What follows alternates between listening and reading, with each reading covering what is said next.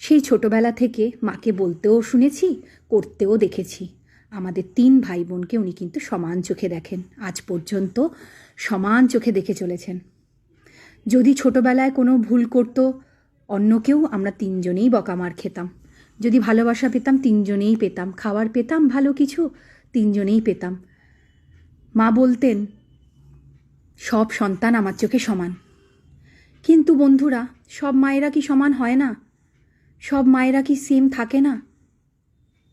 সব মায়েদের চোখে কিন্তু আবার সব সন্তানেরা সমান নয়। 2 সন্তানকে তিনি 2 রকম চোখে দেখছেন।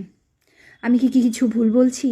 যে সন্তান হয়তো তাকে দুচ্ছাই করছে, গালিগালাজ করছে, দুর্ব্যবহার করছে, সেই হয়তো তার চোখের মণি হয়ে উঠছে। আর যে হয়তো নিরীহ, কোনো একটা কথা মুখ থেকে বার করতে পারে না, 2টো কথা উঁচু করে বলতে পারে না, তাকেই এসে আক্রমণ করা হচ্ছে।